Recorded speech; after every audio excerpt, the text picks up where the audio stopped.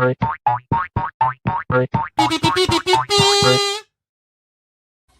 right, Fluffle assemble. Welcome one and all. Hold on just a second. I'm having one technical issue.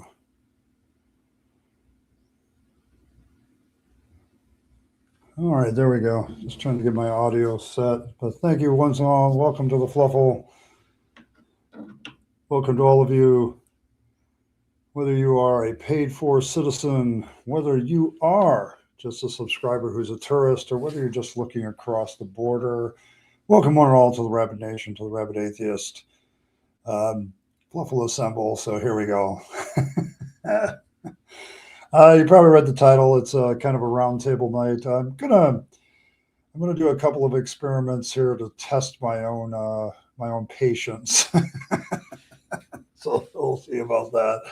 But tonight's kind of a roundtable, open forum kind of discussion. I am going to do something very brave here in a few moments. I'm going to put the link to the stream in the channel into the chat, but I am going to also just address stuff in chat as well. I'm just interested in what everybody's thinking, doing, has questions about, kind of just a roundtable. So there you go. Yeah. So there we go. You had your priest to bun moment there, Evans. Outstanding.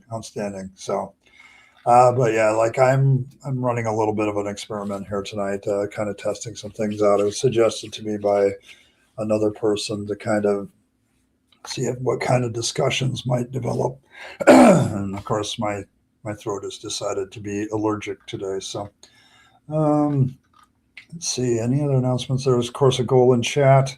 It's a way of keeping these streams ad-free, at least while they're live. So if we reach that goal, and I don't know if the goal counter is working yet. It's been not working for a lot of people. So I will definitely keep an eye on that, and we'll see what happens. But we'll make sure once we hit 5, we'll wear whatever hat has been chosen by the whole, and the Holy Bunny hat is off to a good start. So we'll do that. But the way topics are going to be chosen tonight, that is up to you. I'm probably going to start with one that I was watching Kip as well, and one of my least favorite books in the Bible is the Book of Job, for obvious reasons, because Yahweh's kind of a dick. We will start there and we'll see what happens. But let's see. I do want to get a roll call quick. Professor Hizzle is here. Allegedly, Fred is here. Allegedly, Fred is here. Evan is here. The elder gods have graced us with their emissary. All hail the elder gods. All hail Fangs. Elizabeth is here. Good to see you, Dave. Appreciate you being here. Ron from India Lake is here. Wolf is also here. Good to see you, Wolf. Chuck is here. Anonymous is here. Jackie is here. Dragon Rider is here. And allegedly Fred already starting things off, and it doesn't look like the gold counter is working. I may have to complain to YouTube at this point. Yeah, it's not working. All right. So hold on. I'm going to do one more thing here. This is the brave action of the evening. All right.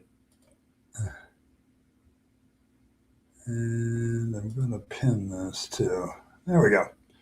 So the link is into the StreamYard is in the description. So if you want to come in and talk to me more directly, that's absolutely A-okay.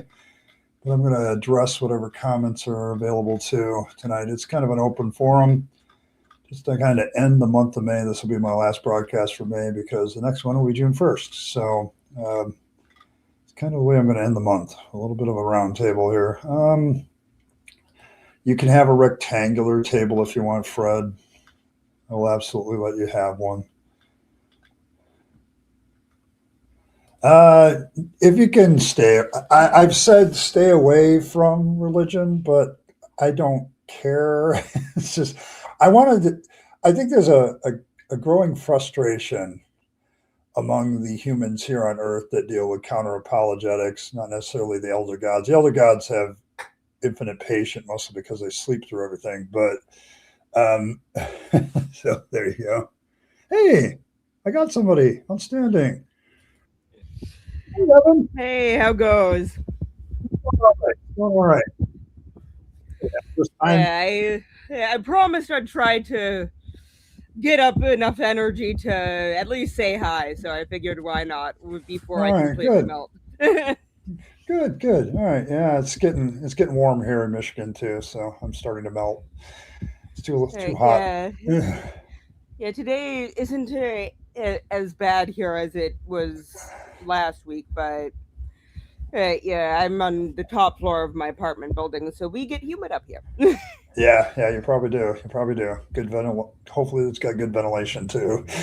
So, yeah, but yeah, like I'm experimenting with this, Evan. I'm going to talk. See, and I finally have somebody in here. I'm going to talk about why I'm doing it.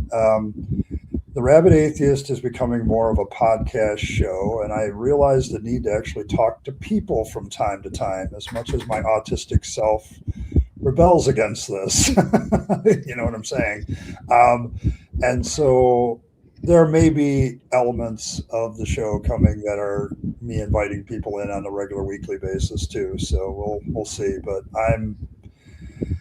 I'm testing this because everybody knows that I have a like a social battery that can be very low at times, and so it's like it's kind of done. So we'll see. But that's what I'm Yeah, testing tonight. I feel your pain. Sorry, go ahead.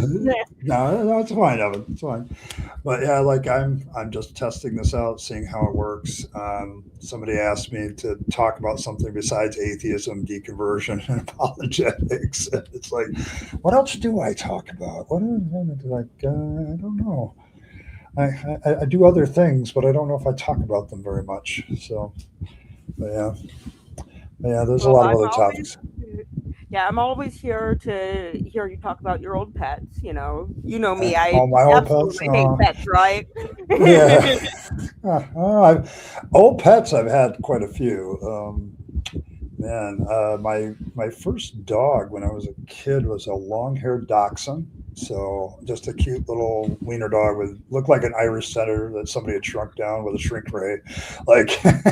And so, but yeah, that was my dog Rascal, and he was with me for 15 years. So from the time I was like 8 until about 23. So those were that was a hard day to put him down, but but he was my childhood dog.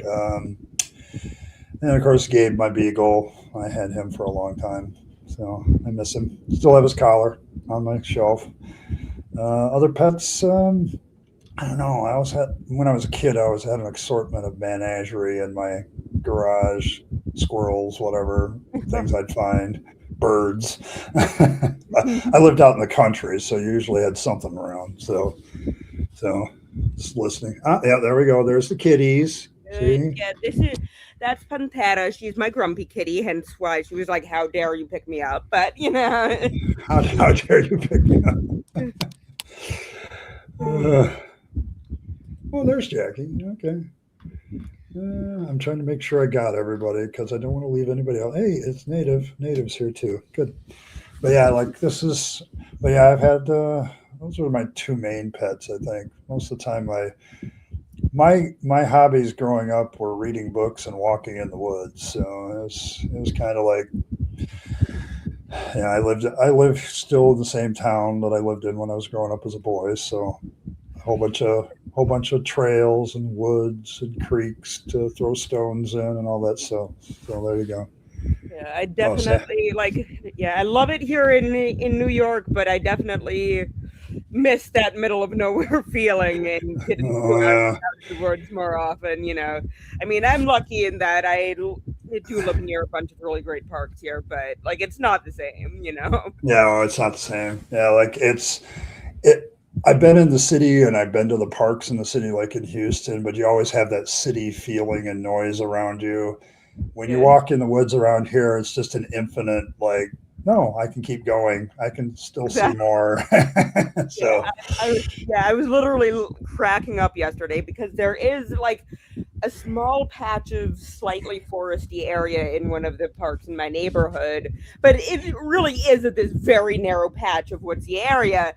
So I was walking through the woods, and I could just hear at the bottom of the hill a mariachi band playing. Yep, just walking through the woods and listening to mariachi, yeah, it's definitely very different, but yeah, like out here it's all bird song or chatter, or you'll occasionally hear the thunder of deer hooves as they jump across the trails we have out here. So it's like plenty of white-tailed deer to watch, and they're all brown, like they're in their nice spring brown, beautiful coats, and pretty and all that stuff. So I've had many experiences with deer jumping over my head, like because there's berms at certain points in the trail, and they'll just jump right over you, and it's just cool stuff. Yeah, it really is. Yeah, when I was living in BC, yeah, as a teen, I partially grew up like in the northern Gulf Islands area, partially. But yeah, there's this one island, and this is in the corner of North America that's temperate rainforest. So, and this particular temperate rainforest island, it was discovered by a Spanish explorer, settled by the British, and then the British were like, you know what, screw this, we're leaving, but we're leaving all the sheep. And yeah, so there are what could go wrong? Yeah, exactly. And so yeah, like when my family lived there, like especially during mating season, things could get wild because there are herds of like feral sheep just wandering around. And so like I remember like being out in the woods like reading my book or whatever, and suddenly like a sheep comes by and starts like oinking at me because I did not know that sheep could oink, but sheep can oink. Yeah, I always, everywhere I traveled, I always tried to get out in the woods a little bit just to figure out what was out there. So Texas was a little difficult because I was in Houston, and you drive 10 miles and you're still in Houston. So it's just a very huge city. But yeah. And Elizabeth, in our case, you would be amazed. Like it's not by it's a lot of sheep. It's more like George. Yeah, I can see that. Oh. No, I don't. I kind of don't. But for most people, it's the middle of a forest. Yes. Yeah, it's like I don't know. I've gotten so used to being here that the wilderness just doesn't bother me, and it's not as wilderness as say if I go farther north in Michigan, it gets more and more sparsely populated. So, and the UP is ridiculously low populated. You can Hiawatha National Forest. You can literally walk in that thing, and you will never see another human being the entire time you're out there. I'm so envious of that. I always say, like, okay, I either need some place that has good public transport or some place where I can reasonably own a horse and ride the horse everywhere, No, Bambi versus Godzilla, Fred. Okay, whatever, oh my buddy. God, I love that short. That is just ace. Yeah. Well, yeah, I've been in actually, Jackie. I've been in the high desert before. I just wasn't there very long. I traveled most of the United States except the far west coast. That's probably the only place I haven't been. But Montana, I've been to New Mexico and Arizona, where we were surrounded by desert. We were driving through. I'm like, well, let's not stop here. there's nothing.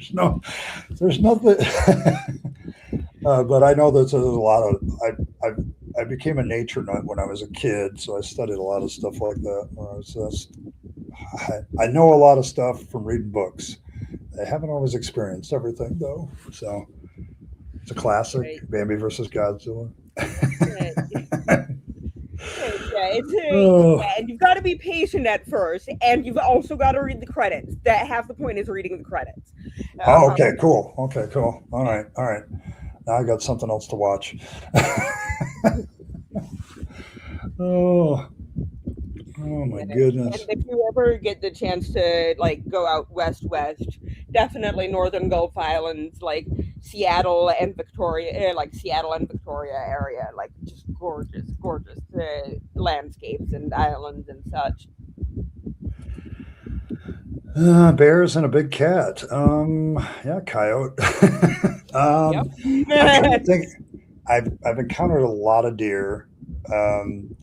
I've lost track. Like the possum thing has been hilarious to me because I don't think I've done a week of walking out here without encountering at least one. There's plenty of possum around here, so and they're not always very friendly. So they're not. I ran into one old boy that was just out there. He just old, grumpy, all scarred up. So he just had a bad attitude, and he just walked away and was grumpy. That was nice. I'm glad he walked away. Um, so, man, gosh, trying to Yeah. think Oh of man, anything bigger. it's bananas. Here, the wildlife is just so used to people, and is so used to people feeding them that like I've legit had like squirrels just be like, "Let me crawl into your hand and see if you have any food," and I'm like, Yeah, "Wow, yeah, only in New York." But yeah. I mean, you can't do that out here. There's too many hunters out here. Animals are exactly, very, yeah, very, very leery of humans out here. They're still very afraid of them, and for good reason. So, yep, no, but yeah, you can do that. But yeah, like I've always loved animals. It's a fun thing to do. I can't really afford a pet right now, so I'm just kind of like, I'd like to have one, but keep me yeah. company. But I get that. Yeah, all my spare money gets eaten up by my pets and my math blog. So hey, okay, who we got here? Hey, it's Julian. Okay, good to see you. What's up? You Yeah, guys hear me? yeah, I can hear you. Okay, cool. To All right. So what's up, Julian? yeah, nice. nothing much. Just enjoying the day. I like the topic of animals caught my attention for sure. Okay, cool. Yeah, Yeah, I've got a dog, and I spend a lot of time watching like animal videos and stuff, like deep rabbit holes, yes, literally. deep rabbit holes. Yeah, Especially rabbit holes. yeah, we do rabbit holes around here Yeah, often. So yeah, the holy rabbit hole. yeah, the holy rabbit hat, and then you got Fangs bouncing around, going down rabbit holes. So it's all good. Rabbit holes Yeah. are always welcome here at the Rabid Atheist. So What kind of dog do you have? She is a shepherd mix, German shepherd, Australian shepherd, and like miniature million, like a bunch of shepherds and husky, basically. Yeah, but okay, she looks very like German shepherdy, but she has more Australian shepherd. So yeah, yeah, I say she looks like a German shepherd, but she acts like an Australian shepherd because she's just so like friendly, and she's not super like guardy, you know. yeah, yeah, Yeah. yeah. I get that. Yeah, see, I see some of the, yeah, like people are Elizabeth's counting. We finally get some faces to the names, and so that's another purpose of doing this stream this way because Wolf has been around for a long time, but I've also known his other name is Julian, so it's like it's like, and he's been around for quite a while, and I've enjoyed his conversations, and so it's kind of cool. It's kind of cool to put faces to the names. Some of the rest of you people that don't know these people, and so it's kind of cool. But yeah, it's good to see you, Julian. It's kind of cool. Oh yeah, this is like I don't know, fun isn't the right word, but it's fun. I feel like it's more than fun. It's very like it's starting to feel real, you know. Yeah, it makes it feel a lot more real. Yeah, I agree with that. Yeah, because it's one of the things I'm trying to do is like touch people a little bit more through the internet. It's like I'm very misanthropic, so it's kind of like I have to my therapist is always reminding me that that's not good for me. Like even my autistic self, he says that's not good for you, Ed. You got to get out more and talk with people more. And it's like, yeah, I know, but I don't want to. That was I think I commented on the community one because I missed that one live. But I joined Bridge City, and like in my introduction, I said, I'm here because I'm trying not to be a nihilistic hermit. This is my whole purpose. I'm fighting it tooth and nail because I just want to think back and like just leave me alone and give me a little house in the woods. But at the same time, I'm like, okay, people are still important, and no matter how much I dislike them, I know part of me likes them, so I want to feed the part of me that likes people. Come on, asshole. You know better. Julian. Hi, asshole. But, yeah, I feel the same way. I'm like, and thankfully, like, I finally convinced my day jobs a few months. Convinced my day job a few months in that, like, hey, like, why are you having me come in person to sit at a desk and do what I do from home? But like, I'm one of the few people when like, offices started to do that, like, hey, come back in person thing, where I was like, but I like the Zoom so much better. Yeah, we used to do it when I was teaching. We used to do a lot of Zoom meetings, and I really appreciated that. Like, it was because I didn't have to come back to the school to do a meeting or any of that. People are great in small amounts, Dave. Okay. Yeah, Dave got it. Oh, you'd rather have the marinara sauce. Yeah, Craig. I've always loved Craigie. What a great moniker. I love what he does. But, I like some of the names on like in the Fluffle. I love them. Like the Cranky's name. Like, I don't know. It just, you get the feel of what it is. Yeah. Like, Yep. There's no hiding behind. Like, we're we accept it. I mean, he's right. I wouldn't imagine the word freak. But like I agree with that. But like I remember when me and Earl were like dealing with Cranky, and it's like, we got to put him in the lore. We got to do that somehow. We got to put Cranky in the lore, and he's been part of the lore ever since. And him and Fangs going back and forth has been kind of a hilarious little shtick, and it's been fun. I enjoy it. But yeah, like I don't know if I have normal followers, whatever that is. Normal's overrated. Yeah, that's kind of overrated. So it's like, Asshole's going to join us. All right. I'll let him in.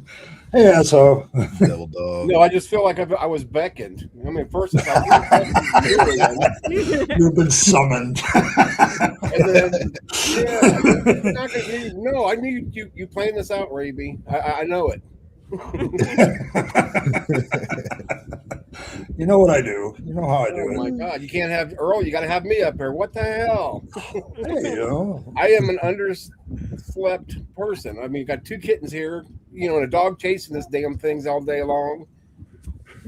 And now I got to perform like a dog. What the hell? Speaking of the devil. Fuck, Party in here. I'm in jail now, and then the inflatable car salesman little floaty thing, and but just don't mention whale rights. God, he doesn't like it. I think he's on Team Seal, personally, not Team Whale. Oh, okay. Well, that said, I'm going to sneak back into the YouTube chat because I want to spare all our social batteries, but I'll see you on YouTube. All right, see you later. Bye. Thanks, Evan, for stopping by. Appreciate it. In other words, he's going to grab a beer and a burger while we sit here and starve to fuck to death. Fuck you, Evan. We know what you're doing. A burger sounds great. Okay. Twat waffle. Yeah. I don't care if I get kicked out of the Fluffle. You are now a twat waffle. I'm the twat waffle. Thank you. No, Evan, Yeah, not you. No. Get off your high horse. We're talking about Evan. I was beckoned. You weren't. Well, I guess you kind of were. I did mention you. So you were beckoned. Oh, yeah. No, That's our you superpower. can't say One. you can't say Earl's name, so it's like a summoning. I don't say anybody's name with my luck for getting, somebody that Earl doesn't like. Donald Trump's going to show up just to piss her off. And I'm going to have to hear about it. Oh, yeah, maybe. And another thing there, orange guy, I'm going to tell you. All right, man. So, yeah, you got to watch Summoning Earl. She will show up. She has shown up before.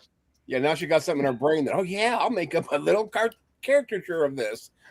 Oh, yeah. Yeah. I mean, sooner or later, Earl comes up with something for everybody. It's great.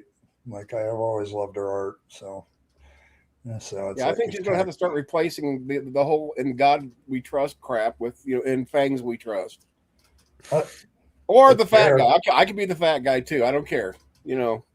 I have no problem being shamed. He does it every night when he calls me to tell me he loves me. And good night, baby. Well, I had to act like I didn't know who the fuck Julian was. Okay, everybody, me and Julian are blinking. And yes, I'm a black man, and he's a white dude. We know this. I might be colorblind, but I know what big ding dongs look like because mine ain't. Doesn't the sign say talk about anything except?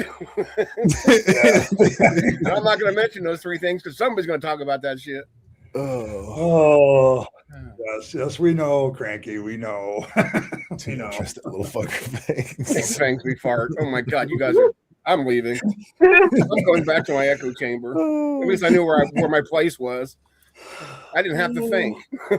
Here I do. Damn it. Oh my goodness, that was good. Yeah. Oh, hey, that's kind of my purpose here is to have a few laughs tonight. Like it's my last stream of the month, so I'm just like, this might become a regular feature every month. I thought Ed was dying. I thought we were here for a week. It's his last stream. You didn't mention the of May part. No, of May. Ominous, ominous, you're not dying. No. Eat this wafer, it's my blood and body. Fangs needs more propagation, so we gotta still spread his word. Yeah, no, Fangs needs some saltpeter. That dude's banging everything in sight. This is why I'm not allowed on stage much. When I said, "Hey, Ed, open this up," he's like, "Hell no." Last time he opened this up was I was in the hospital for 3 years. Then I came out of my coma and he wouldn't let me on stage still. Yeah. And I usually try to keep Azo in a box somewhere. Like we need you. It was my ex-wife. We need you for special occasions. I'm not sure what that occasion will be, but and if this was that one, and you were hoping I was still sleeping, keep on saving. Thanks, Ron. I'll be here all month, people. There you go. See, Ron appreciates it. Yeah, he is a rabbit. Fangs is a rabbit, so he does what rabbits do. Plus more things. More things beyond what rabbits do. So many more. All the things. Oh, man. Anything my twisted little mind can put him to. Well, I did appreciate, Earl, the update on the Catholic Pope Tomato one. That was well done. Well done. Thank you. I enjoy that. That was you went nuts on mine, and now I've got a duplicate set of everything except crisper and clearer and prettier. Yeah. And more harpery. Hey, Felicia, good to see you. Somebody was asking about you, Felicia, and I told them that I had seen you earlier this week. Yeah, it was the IRS. I don't think I'd call back. Yeah, Felicia. The yacht you bought and want to know how you paid for it?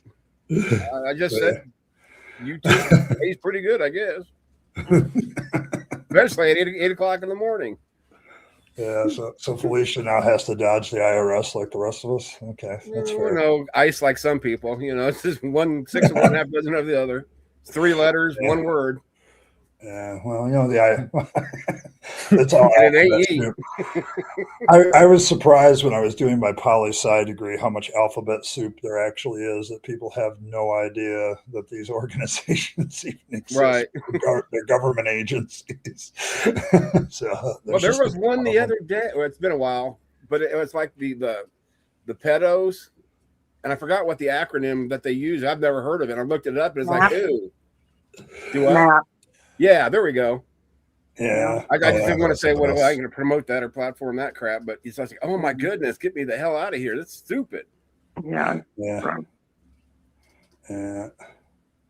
Okay, all right. It's a crazy community. Yes, it is. Well, yeah, I mean, the only white guy that that belongs whites against the honkies. We're trying to get rid of those country boys. Yeah, and I'm one of them. Yeah, I've been watching too many other creators lately, and it's like I don't know. I think I want to go back to my own little world these days. It was nicer there. That's a lot of reason I don't stream as much as I haven't forever, but yeah, there for a while. Yeah, let's do it. Now it's like, ew, let's just go outside with the dogs to get away from the cats. Yeah, but I have talked about that in some of my videos, Evan. I've had long conversations about my identity before in many videos a couple years ago, and I got yelled at for them. So he thinks he's okay. Come on now, keep up. So yeah, we're like it's a complicated question. So you went back into Final Fantasy. There's another one, games. That's another hobby I have. Yeah, I never got into Final Fantasy or Horizon, but me either. I have got a brand new PS5. I've had for 4 years. I've turned it on once, and I used to play all the time. I love my Ark. I love Destiny, Borderlands, things like that. Those games, COD. Yeah. Being off work, a lot of disability since 11 years now. It's like I hate TV. I hate everything, including these kittens. Yeah, I've only had them for a week. 3 o'clock, you're a shortcut. No, that ain't working. My legs are so cut up. It ain't even funny. Yes, this is about me again. All right. Yes, it's about you again, asshole. It's my channel, but it's always about you. Yeah, you think Elder God's cranky? I'm a pissed off little bitch. And that will be my new name, pissed off asshole. Allegedly. That's my own lawyer. It's allegedly. Oh man, we got allegedly Fred around here too now. Yeah. Yeah, he misspelled his own name. I was supposed to say Frida. That's why there's 2 D's, but we don't tell him that. What do you expect from an Aussie? Oh wow, Oscar out of a watermelon. My man plays with everybody but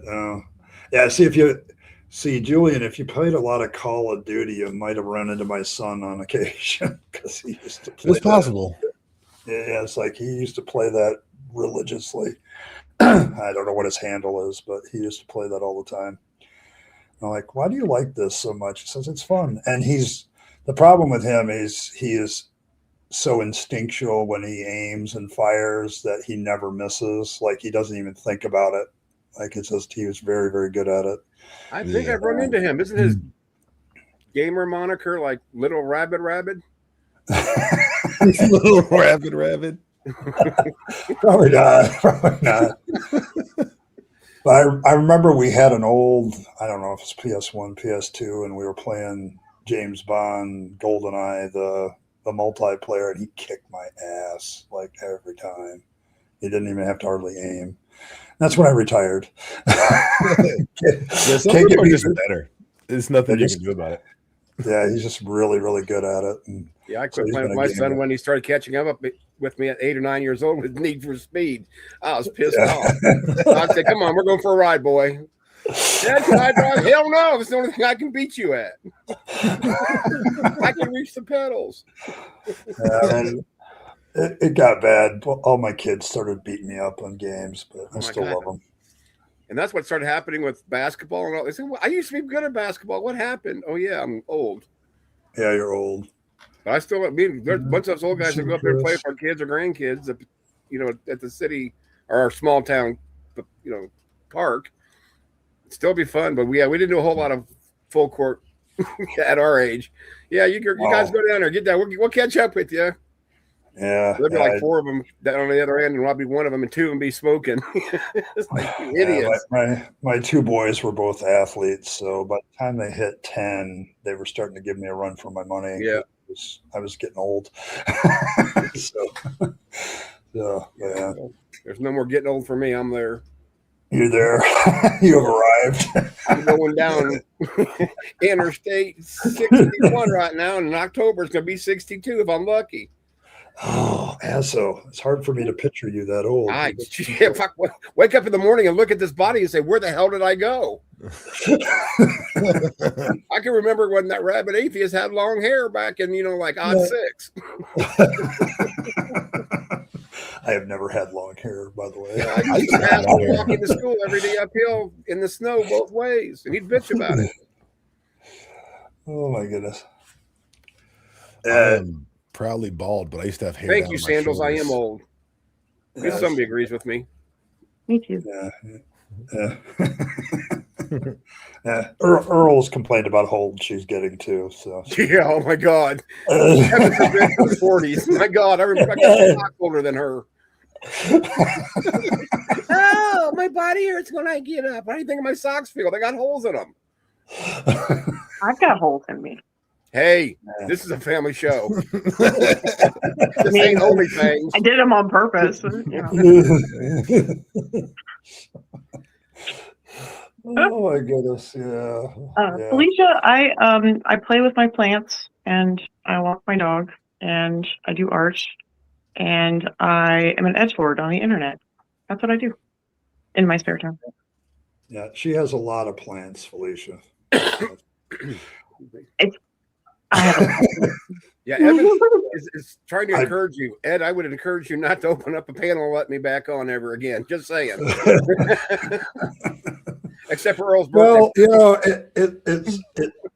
most people, I think most people know this that are probably here, but Azo is my longest member. He's been a member of this channel the longest. Respect, bitches. So, respect on my name. You can I'm an asshole. Yeah, so that's why I let him do these things every once in a while. Plus he knows I got Alzheimer's and I can remember this tomorrow anyway. Yeah, he's not going to remember anything. So and I'll still be saying, "Who the hell's Julian?" Yeah, but getting back to Felicia's question, I've seen pictures of Earl's plants, and I've gotten to a point where I'm slightly worried that someday she's going to start turning green and turn into a plant pod person.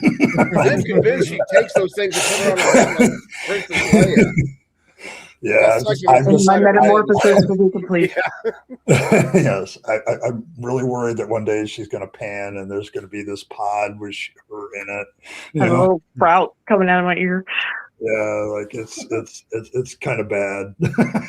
It's gotten. It's not bad. I mean, everybody has a home. They're all alive. They're all alive, mostly. So, yeah, she does a lot of things. And she is an edgelord. She's out there being an edgelord. So I work on my blog. I was doing some writing yesterday. That was nice. Earl is secretly poison ivy, possibly. Oh my God! Yeah. That's for sure. Yeah, I can see that. I can see that. Yeah.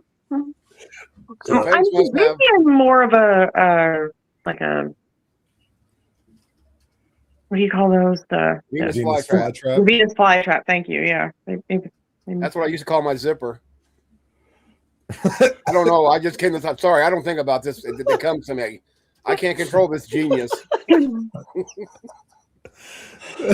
Oh, good to see you tilting. And it sings, just like the musical. Like the Little Shop of Horrors. Oh no, yeah. I was right there with you. Here, see, who the fuck is Earl? Who the hell is this Earl? Get Earl off of here. We got Julian. We don't need Earl. And his hair's longer. Oh no. Yeah, maybe a little bit. I'm not quite up to Ed though. Well, no, that's big. No. It's bigger than Earl's, thank goodness. I want to get like some rubber bands and make like two little. And just Yeah, let Dude, them you've got grow three like hairs, I'm but with you're you not gonna there. braid them. Come Yeah, I on, gotta do- we can I see gotta- you ain't got like that 14-foot crap. Yeah, I got to do something with it because it's starting to go different directions. Right. So at some point, I gotta make Mine- it tamer. Yeah, mine's not as So- long as Ed's. Mine's bushier, but I can at least braid some of mine. Need some wax, some beard wax. Yeah, baseball It's- too hard. Ooh, I couldn't do that. I can't even handle like getting food in my beard. That drives me nuts. Or my goatee. so, My trouble is when the mustache hairs start tickling the nose hairs. That's Yeah. that's what I'm like. I got to do something. I'm like, yeah, I kind of feel you there, Julian. Looks like Fangs Booger. doing that. His little paw. Woo, look at it. He's licking himself. Yeah, because you gotta keep grooming it so it doesn't do that. Because mine are very wiry too. So if I let them get too long, they poke me, and it's like why I the kinda 16 grew. chapel. The yeah. hands. So yeah, like it's just one of those things where they just kind of get out of control. I've never actually had a beard this long before, so I've never actually seen what it does when it gets longer. So I'm interested. Definitely want the braid down my chest someday, but that's probably a couple years in the future. So it takes a while to grow stuff. I don't know if mine will get any longer than this. This is about how long I've ever had it. Yeah, I'm wondering And about I that usually too. just cut it because it like once it gets like rectangular and boxy, I'm like, I don't know what to do with this now. I try to keep it, you know. All right. Yeah, I thought I knew Coyote is a writer too. Some of these people are actually published authors, so just can't remember who. Well, if I sign my arrest warrant, isn't that being a published writer? It's some sort of writer. I'm not sure it's published. I'm probably a 4 or 5 time writer. I've got novels out there. Yeah, just matter of public record. Allegedly. Yeah. I thought so. Somebody has a poem published. Oh, that's cool. Evan does. So, but yeah. Yeah, my hair was that long when I was a little kid. I just kept it real long, and then I cut it all off. And when I went to high school, and then kept it mostly kind of short, grew it out again, cut it all off. My hair is always in peril the minute that I get bored.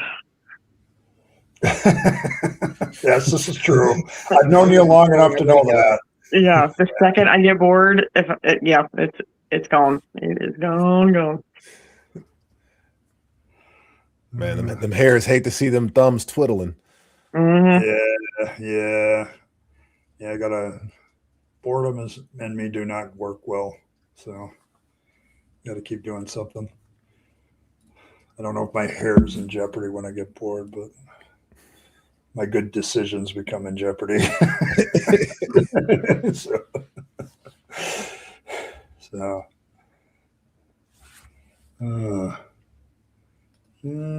Evan's the same, Earl. Shorter and shorter. Yeah, can't stand it. Can't stand it. So Well, when I did this what was that? 2 years ago? Last year? I can't remember. yeah. Mm-hmm. I was sitting here and I was hot. I was fucking hot. I couldn't get comfy, and and then all of a sudden I went from I'll just trim. I'll just give myself a trim, and then 8 inches were gone. And 3 hours later, and it's all on the floor. Like, okay. And then I kept it kind of short but still longer on the sides for a while. And then it got real hot again. And I just took the clippers and a 3/4 inch guard and just buzzed up the sides. I was watching Rationality Rules, and that's what inspired me with the keeping the top long. Yeah, I remember that phase of him. Like, I'm Mhm. sure he does that anymore. Like, he used to have long hair, like when Yeah. he first started. Like, it was down his back. Yeah, So, but he always kept it in like a mohawk kind of a Yeah. do. He kept the sides like shaved. short. Yeah, he shaved the sides, and then shaved. now he's kind of short everywhere, I think, as I Mhm. recall. Kyle says he stopped cutting his hair back in 1998. Mhm. Okay. How long is your hair, Kyle? Holy crap. That would be, how many years is that? 28? 28 years you haven't cut your hair? I don't know if I could do that. Yeah, that's a long time. That's a crazy long time. Yeah, I think a lot of people are disappointed, like with his shorter haircut. But he's changed over the years too. It's not just his haircut; it's his content too. Like it's been a gradual change. But he used to he was heavy counter apologetics when I first started listening to him, and now he's branched out into other things. I like what he does now. He breaks I down do. like why things went right or wrong in a debate, and I find that very helpful. Yeah, he's really good at it too. Like Mhm. he doesn't have to think about it. So, hey, another person who's a follower of the channel. There's Mike. Hi, Mike. Hi, guys. Oh, hey, live from Germany. Look at that. It's the other wolf. It's the other wolf. The The two other wolf. wolves are on stage today, right now. Look at that. Got 2 wolves and a coyote. Yeah, and an asshole. You can't forget the big old asshole. So, how you doing, Michael? Good, hanging out thanks. with us? It's a bit dark over here. It's 1:45, so Yeah, I've always wondered that about you. Like, you're on my show, and I'm thinking about the time difference, and I'm like, this is early in the morning for these people. I'm an owl. Let me just put this near the display. I'm an owl, so that's okay. Yeah, there you go. But yeah, Much better. Yeah. yeah, but it's good to see you. It's good to put a face to the. Yeah, exactly. That's why I'll say hi. Like it's No, I should have it's shaved. a humanizing thing when I can actually see who I'm talking to. It makes it's always hard to remember that there's a face and a name and a life behind all those usernames, and you got to remember that sometimes. So it's cool. Yeah, like 2:00 a.m. It's the weekend. To me, my second wind. That's nothing. Yeah, like but I live in the dark, so it's not a big deal to me. But I know a lot of other people like, what in the world? And that's why you're pale as a marshmallow there, Ed. Yeah. Marshmallow. Yeah, you need to get a tan like Julian, because we know who Julian is now. He's a tanner. Oh yeah. Yeah. Tans a lot. But yeah, like I don't know, I live at night, so even when I had a day job, I'd probably sleep in the afternoon more than I did at night. So come home and take a nap. Stay up all night. Yeah, I would concur with that. Yeah. I don't have the coffee yet, though. Kind of avoiding that part. No, I believe Wolf is from Germany. I do believe. So I kind of lost him here, though. Oh, he's still there. No wonder I enjoy Evan's humor. What? I love the Yiddish persons. Just they have a great, I don't know. It's always a great delivery. The Oh yeah. With humor, I enjoy it very much. Yeah, but there are certain words I haven't gotten over in Yiddish. So, like schlep. Schlep is one of my favorite words. I use a ton of Yiddish words. It's my Jewish guilt. Jewish guilt. I have profound Jewish guilt. There are a lot that are still being used in German. Oh, yeah? So yeah, I mean Yiddish and German they're like this essentially. Oh, okay. Yeah, that's cool though. Hey, Ryan. Ryan's here too. Make sure I'm keeping track of who's here. We actually have quite a few people here today, so that's cool. I mean, even something as basic as I think Mensch is used in Yiddish to basically describe somebody who is a good person. Mm-hmm. And in German, it's just man. So being a man, as in a general man, not a male man. The man. Yeah. Mm-hmm. Oh, yeah. Okay. That's good. Okay. Sandals. Yeah. I like putts. I think that one's like someone who is useless. Yeah. Let's see. Yeah, Evan. Shemoge, which means nonsense. Okay. I think one of my favorite ones in German is Schlamassel, which is a conundrum. Oh, okay. And it does sound like one as well. So yeah, I like it when words sound what they mean. Like that. Yeah, absolutely. Yeah, that's a good thing. That's all right. Probably why I like schlep so much, because it's exactly what you're doing. You're just grabbing something and dragging it along.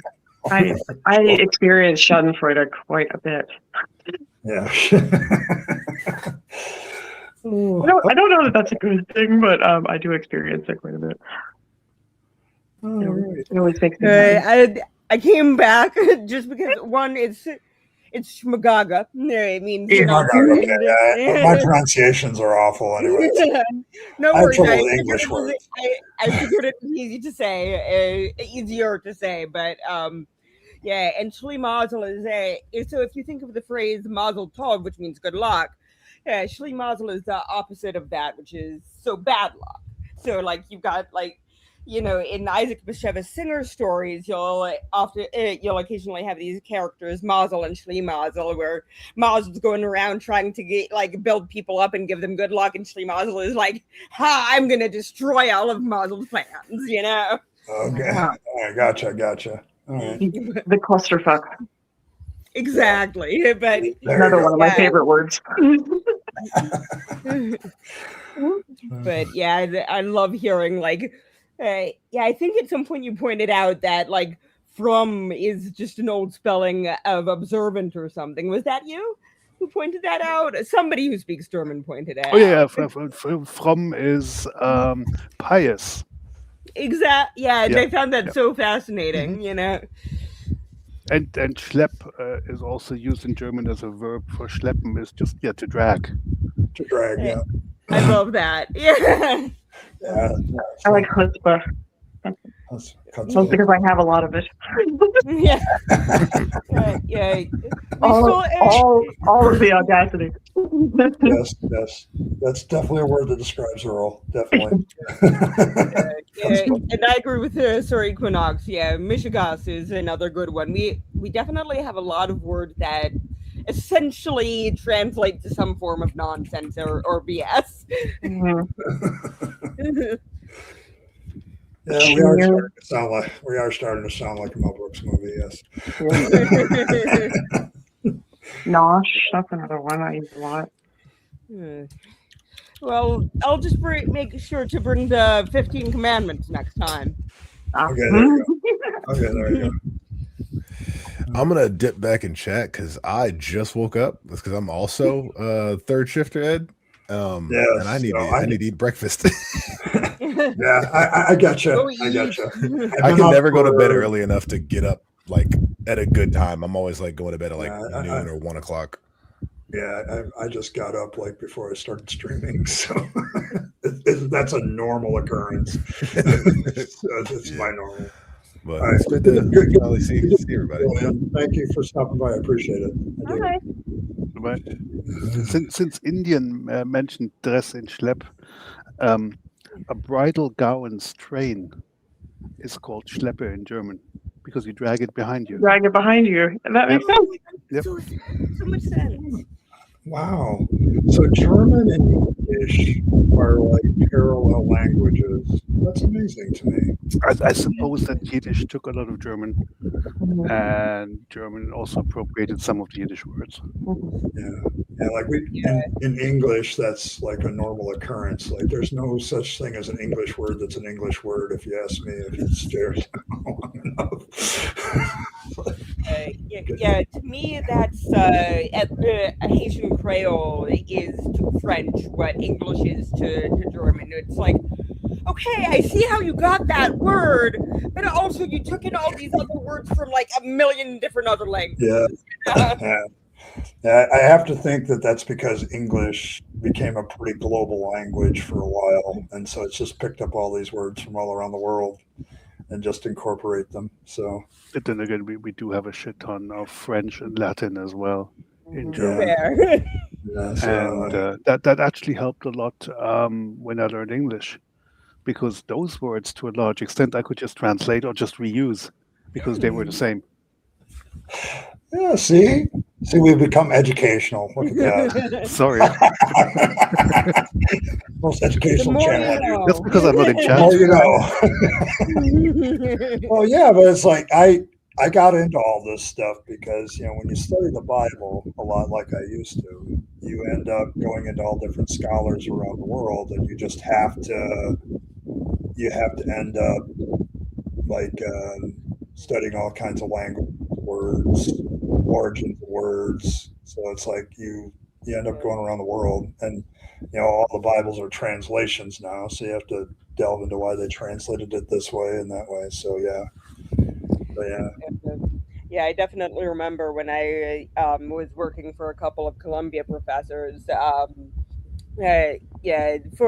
For their journalistic publication, and then I did a brief stint as a research assistant, trying to look stuff up about various items about World War II. And man, like Columbia has these huge libraries of just wonderful, wonderful resources. The thing is, like, okay, like some of them are like still in their original languages, and it was like, okay, great, if I can find a French book, I'm set. But like, because it was World War II, a lot of them were in German, and I was just like, shit, I didn't like.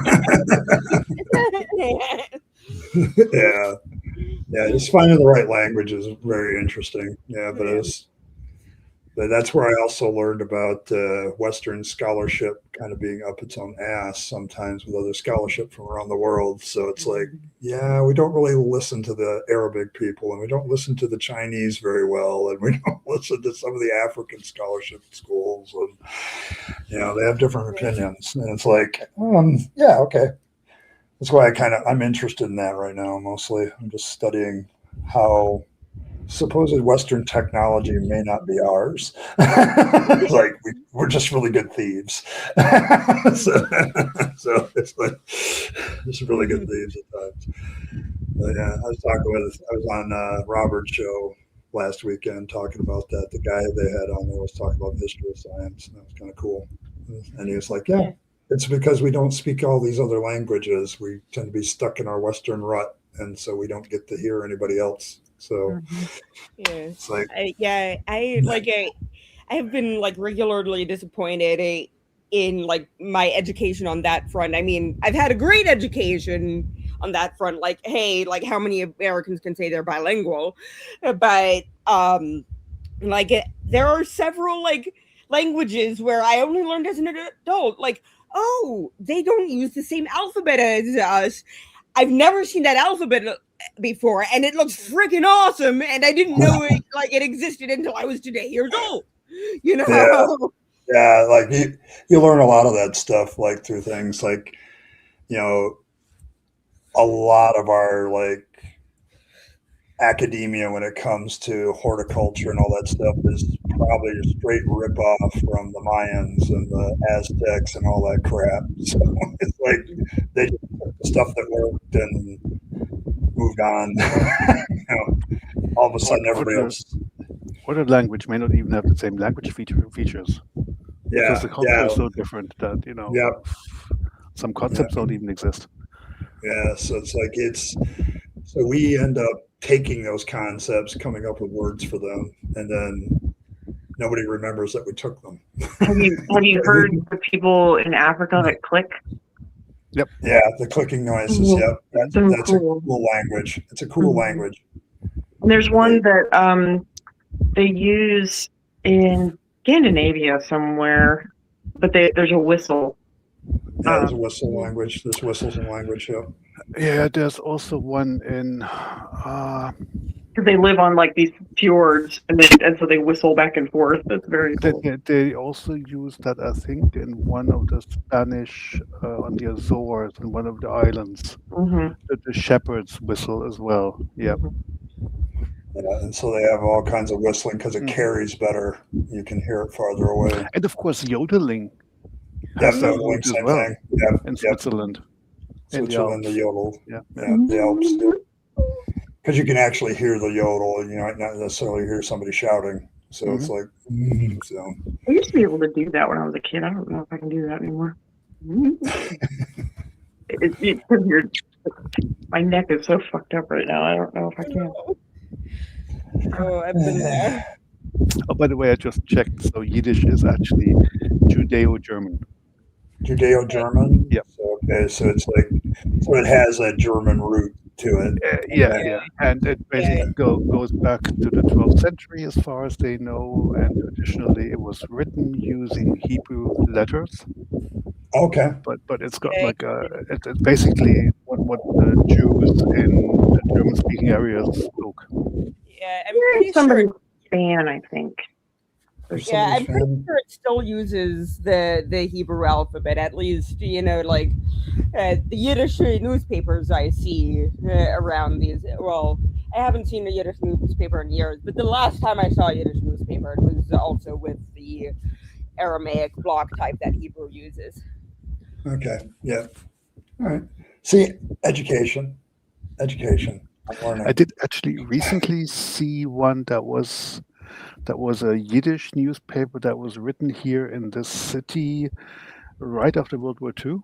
Oh, whoa. And they actually used the Latin letters for it. Oh, go figure. Yeah, and it was basically people that survived the concentration camps. Because this was the American zone, so they were sent here 5 streets this way. Wow.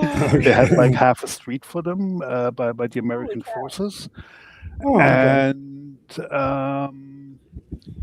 basically one of the guys there was shot by German police. That was reinstated by the Americans, and that was a huge case that actually had international feedback, and it went I think even to American newspapers. And I'm sure it did. So it certainly helped make the case for Israel. Okay. Yeah. Okay. I see what you're saying. Yeah. Yeah, because that time after World War II ends until Israel is founded is a very interesting discussion period. Yeah. Because there was all kinds of arguments both ways and all that stuff. It was like very, very interesting time in history. So, but yeah, a lot of incidents happened in Germany and a few others. It's one of those. Yeah, I'm sure that made the press over here. Like, it's just interesting going, like when I was doing research in old libraries and going through microfiche, it was like seeing the headlines from the 30s, 40s, and 41. Like there were still people in my country saying Hitler wasn't a bad guy. Like look at what he's doing. There was a very active Nazi party in the U.S. Yep. Yeah, so they were. They're like, yeah, why are we so down on Hitler? He seems to be doing what everybody else should be doing. Kind of thing. Yeah, like I had grandparents on both sides of that war, and it was very interesting. Like Jewish grandparents, obviously Holocaust survivors, and on the other side, like literal, members of the party. My dad's parents were Nazis, and then my mom's parents, he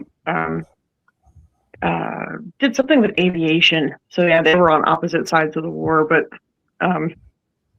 My mom's side isn't Jewish, but they're Presbyterians. Presbyterians. Okay. Mhm. All right. My mom's side is Scottish. Yeah. No, most of my family have been Americans. They're not. The youngest part is like 3 generations ago Dutch. So my mom's side is definitely a like Americanized mutt. Like we have a we have a tartan, but like that was way back in the day. I don't claim any like true Scottish ancestry. You know, it's very diluted at this point because they moved. There was a big push where a lot of like there's actually a Highlands in Appalachia that like the Highland games that they do. Yep. And that was my mom's side came over and then became bootleggers. So she is poor white trash. Generation poor white trash. A common first business of most Americans. Running alcohol. I came by it about as honestly as you possibly can. Yeah, it's actually pretty funny because, like, you know, three out of my 4 grandparents were immigrants themselves to the States, but you know, my Christian grandfather, American as apple pie, yada yada. You know, my mom often jokes like I could have probably applied to be one of the Daughters of the Revolution or whatever that group's called. And yet, like when my grandfather did like some ancestry research, you know, his very, very German immigrant wife looked at him and said, "You're more German than I am." Yeah, my one lineage goes back to the Connecticut colony in the 1600s, so that's the Ackley side. So all the hymn writers come through there too. Yeah, so if you ever open up a hymn book and see one of them's Alan Ackley and another one's another Ackley, that's my direct lineage to my mother. So I managed to trace that one. Connecticut colony 1613. So. Wow. But the rest of them, not so much. So, all immigrants.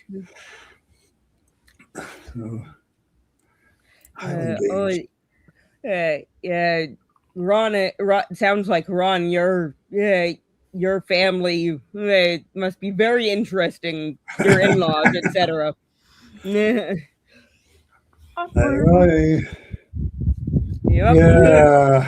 full Cherokee. I can see that. At some point, because everybody did back then, got them a native wife. Some point. I mean, but it's hysterical because you look at like pictures of my family, and you can see the hair, like, and it skips around. But my mom has it. She's got enough hair on her head to fill 3 wigs. It's obscene how much hair my mom has.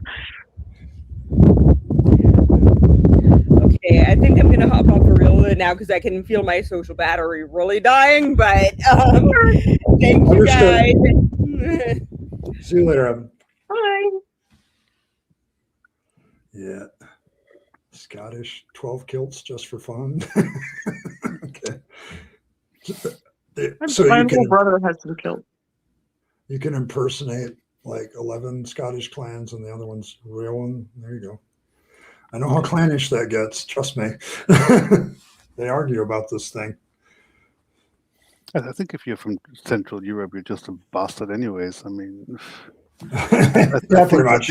I think they did some like genetic tests also because, there's this idea of, pure Germans. We still have that with like the new right-wing parties, like a bio-German. That and other myths, yes. And the one that Musk endorses, and Trump. And if you look at the Germans genetically, there is a really, really small percentage that are, essentially pure because due to Europe with the borders and everything like that, people just screw around. Yeah. Well, I mean, when you also consider all the migratory action in Northern Europe, like people moved around. Like the Vikings didn't help Constantly. either. Yeah. And like they're all over the place taking wives from everywhere. So it's like, it's You like, get a winch, and you get a winch, and you get a winch. And yes, then, yes, exactly. Sorry, true. I'll take a true. winch, and I'll take a winch, and I'll take a winch. And then modern Germany only came to exist in 1870, really. Because before that, it was like microstates. So yeah. So it's like, but yeah, everybody's kind of a mongrel, really, when you think about it. So no, but yeah, we have people over here that talk about their pure Aryan blood to this day. It just drives me nuts. Drives me nuts. I think even my dad. What is that exactly? I mean, even my dad's ancestors who've been living here in like a town next to the city where I am, like basically up the hill. They've been living here for 6 generations because they emigrated back from Romania, where they migrated to 10 generations earlier. So basically, you had people here that weren't happy. They thought, okay, let's go to Romania because there's land to live on. And then after a couple of generations there, they said, well, fuck that, we're coming back again. And it's like, and maybe they married somebody on the way, brought somebody back. You don't know. So it's Yeah. That's the thing, Felicia. Like the more you study this genetic stuff, it's like, okay, somewhere along the line, we all had this Homo sapien thing. and Neanderthals as well. Some of us, at least. Yeah. Some of us still have that too. Neanderthal DNA. You can see that real prominent brow ridge. But I think it's fascinating that the greatest genetic diversity actually exists in Africa. Yeah, like it's more diverse there than anywhere else. So it's like, so like somebody was saying, like, you might do a genetic test and find yourself more compatible or closer to somebody in Africa than you do around you. So it's like, okay. But yeah, like the more I study this, like, okay, at some point there were like 2,000 of us. And since then, it's like been just growth, like you just moved. And there's also this whole idea that the idea of a human race doesn't make sense genetically either. No, it doesn't. Not really. It's you can't really underline it with any kind of scientific basis for it. We just want to put shit in boxes, and people don't fit in boxes. And so I really wish that they'd quit trying to squeeze us into boxes. You don't like your box, Earl? I don't like a box. And I think the biologists kind of have it right because they put stuff into boxes, but they know that. And they're open to changing boxes or to put the same things into different boxes at the same time. As long as they can schlep their shit into the next box. They'll stop. They keep the lid of the boxes open so they can keep looking inside to make sure it belongs there. Yes. So, which is kind of smart. It's kind of smart. We're as humans, we do tend to categorize things, and it's kind of like what we do. So I suppose it's some sort of survival. More like a bad habit. That's dangerous. That's not dangerous. That's sort of kind of dangerous. I like that. I don't like that. I think it probably had some evolutionary benefit at some point, but now it's just obnoxious. Yeah, the thing is, like, if you study religions, though, Ron, you find at one point they probably did us some good.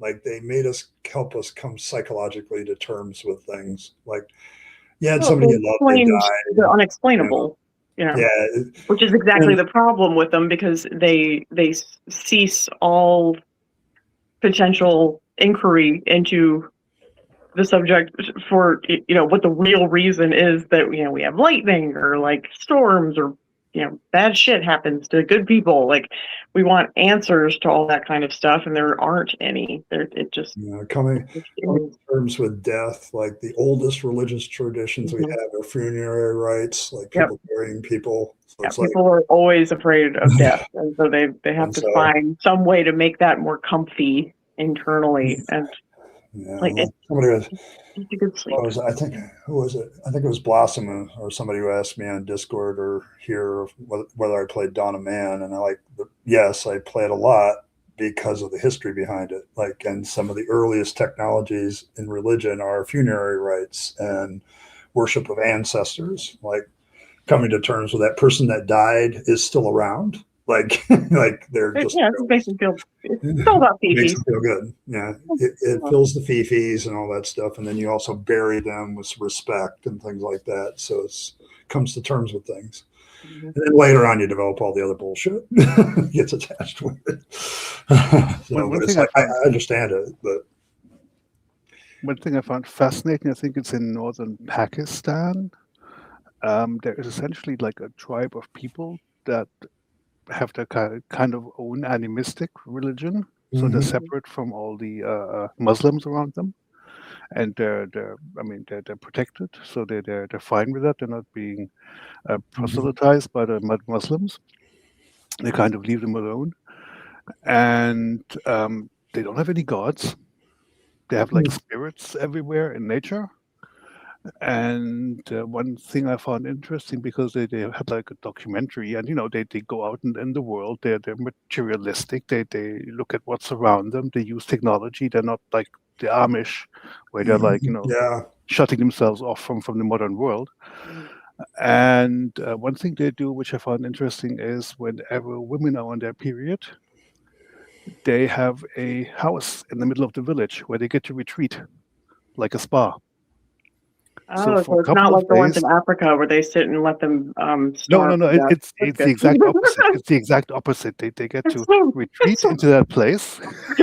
When you said that, all of a sudden my heart went pitty pat. Like, then their family brings them food.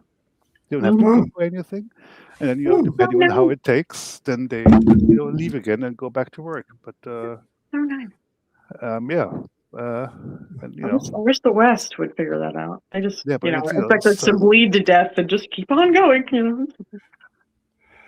It at least seemed to be that what they have in terms of religion was relatively benign, in the sense that there wasn't anything where you look at it and you say, okay, this is going to control the group, but this is going to be bad for everybody. It seems that they figured out stuff fairly well.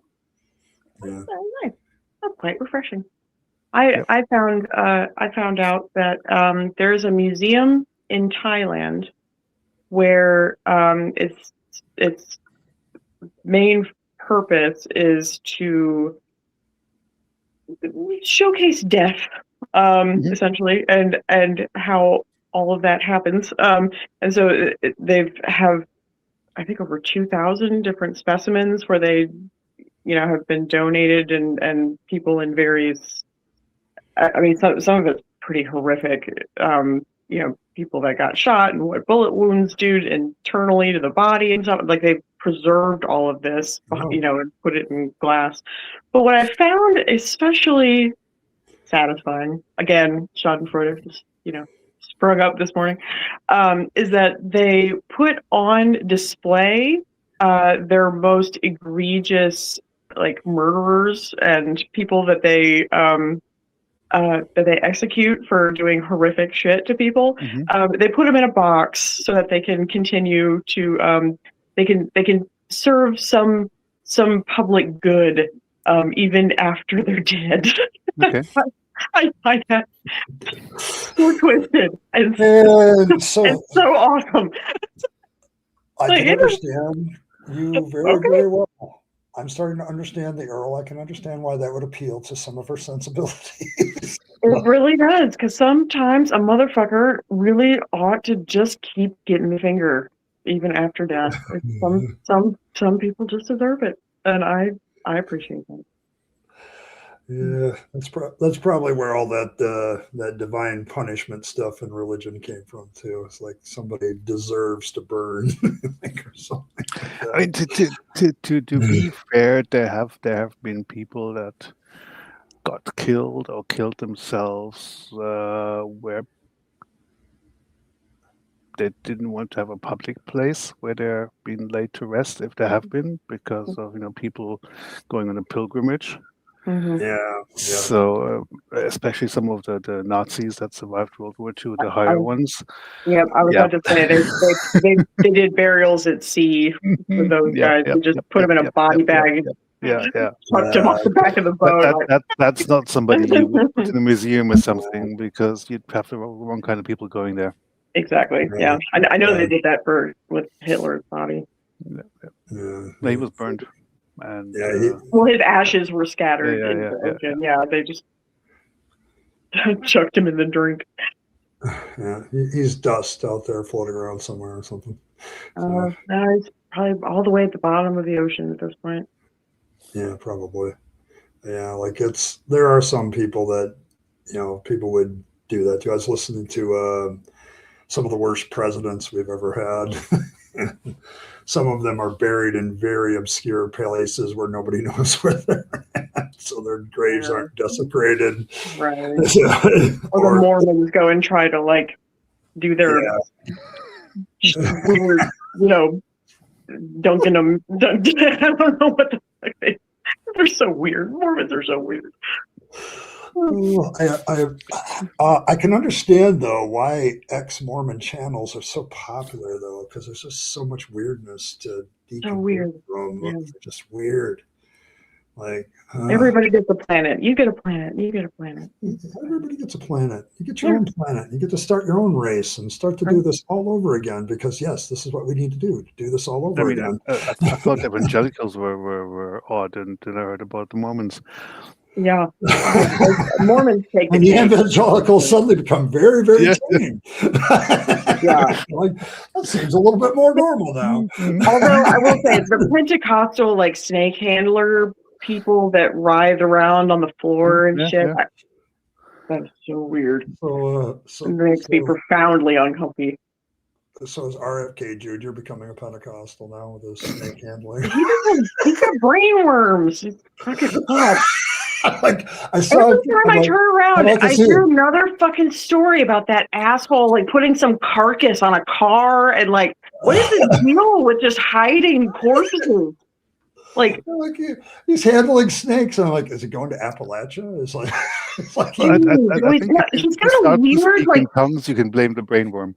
Yeah, I mean he's got a weird fascistic kind of thing with with carrion. It's just it's because it's not human, but it's. I mean, he put a whale carcass on the top of his car. Who does that? It's so weird. So weird. He's a very strange little man. No reason to believe any of it yet so far for our okay. The raccoon. Yeah, every time I turn around, he's fucking around with some other dead carcass of some critter. Put it down. He's the only one in Washington. He's the second most despised person in Washington on my list. He's just crazy. And it's a long list. Yeah, it's a long damn list too. Right now, but it's he's in charge of the Department of Health and Human Services. He's in charge of this shit. And he sounds he's. I know he's got a thing with his voice, but why would you put somebody who sounds like that in charge of health? He doesn't sound healthy. He sounds like he smoked his whole career. But he has. He's just it's in the white powdery variety. Man did a lot of cocaine, and it can fuck up your vocal cords because you get the drip in the back of your throat. Sorry, Evan. I gotta apologize to Evan. Talking about Sorry. Okay, moving on. Yeah, but he's second on my list, and Hegseth is third. I'm going to call it a night, though. Yeah. It's good. I just wanted to say hi, show my face. Yeah, good to see you. I'll see you later, Michael. Yeah, you guys have a good night. Have a good weekend. All right. I'll see you in the chat. Take care. Yeah. All right. Yeah, thanks for stopping by, Mike. It's good to see a face. Good to see a face with a name. Very much so. And then there were two. Yeah, I know. This happens a lot. This is kind of my experiment on how much I can take of this. So, you know. I work today, so I'm already starting out at like very minimal, you know. My ability to keep my eyes focused is getting difficult. Yeah, well, yeah, I just woke up a little while ago, so like whenever I do a stream, people need to realize it's morning for me. It's a morning stream for me. You know, yes, it's a little bit. Aw, Thank you. never too funny. That's one of his many names. One of his names. Yes, doggo. We have a doggo. Yeah, I gotta figure out how to get all the pets into the lore somehow at some point. Yeah. He's a good doggo. They're all good doggos. He's got the zoomies. Well, he's trying to have people. Okay, crisis averted. No zoomies. That was just spawn a whole thing. Sometimes he jumps off and then, you know, runs around, gets your attention. Yeah. But no, this is all he wanted to drink. Yeah. Oh, you have a dog too, Friar? Okay, says hi to your dog. Okay. Dogs say hi to each other a lot. Yeah. Yeah, Earl has a very, very cute dog. I've seen that dog many times. Very, very cute. You wouldn't know it, but he is an old man. I think he's 13. Ooh. He doesn't look it. He doesn't act it either. But I got him when he was a baby, so I know how old he is. But Oscar says hi. That's good.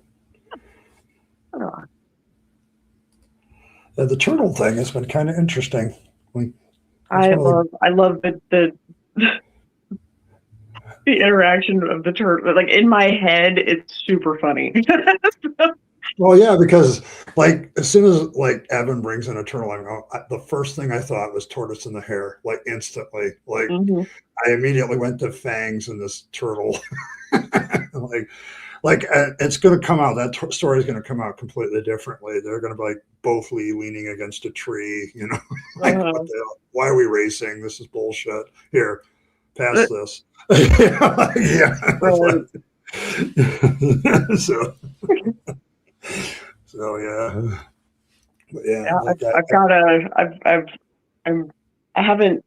it hasn't coalesced yet.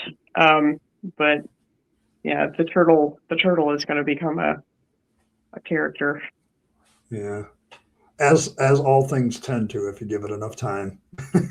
With me, yeah, absolutely. Yeah, eventually you will exist in cartoon form of some variety.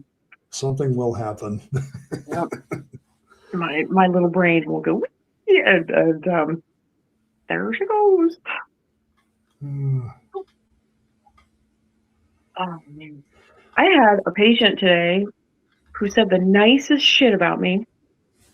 Really? It was so nice. It was so nice. He was on the. I had to scoot over to another operatory because the doc was taking forever, and he called his wife and was on the phone with his wife. It's like, this girl, she cleaned my teeth for a solid hour. My teeth have never felt this good in my whole life. Well, that's you though. Like, on and on and on. I mean, he talked about me. And my little ego grew 3 sizes today. Yeah. Not your heart, your ego. Not my heart. No, absolutely not my heart. But no, it's a little hunk of jerky in there, basically. Yeah, he was just the nicest guy. I thought he was at first. I thought he was going to be problematic, and then he settled down a little bit, and I've never had anybody work on my teeth that hard in my whole life. That's what I do. That's what I do. Oh, He was so happy, and he was like, "Are you going to be back?" And it turns out this office wants to keep me on, so I've got a steady Friday gig. I might have weaseled my way into getting 2 more days at another office that's owned by the same little group that is 4 minutes from my apartment. So that I worked at many times over the years. But the doctor just sold, of course, to Heartland. Breaks my heart. But the Heartland does at least let the offices sort of keep their personality and so just an umbrella corp. Well, they essentially provide, they do 2 different services. So they do a de novo kind of thing where they come in, they establish an office, usually in the middle of bumfuck Egypt, and they create these teeny little Insta communities, and they're super dystopian, and I hate working in them.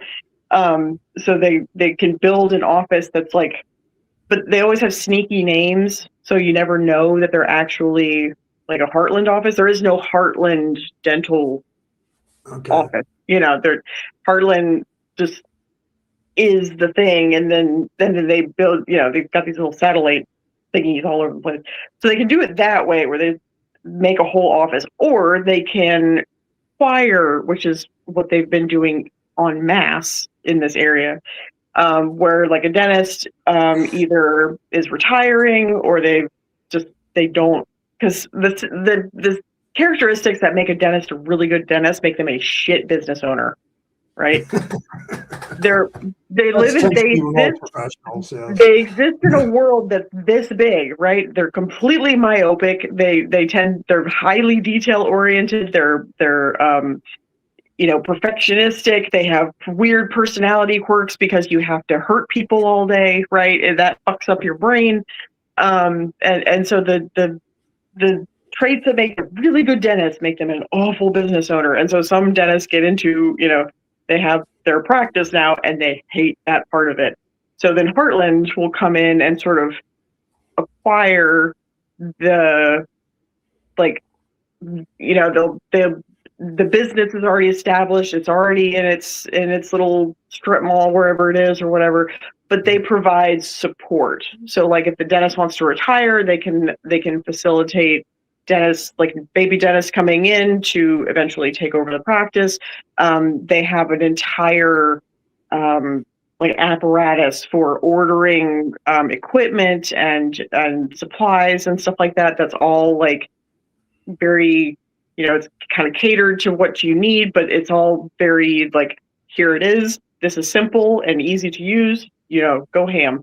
And they do all the back paperwork, so all the taxes and all that kind of shit. So the dentist can literally just do dentistry, which is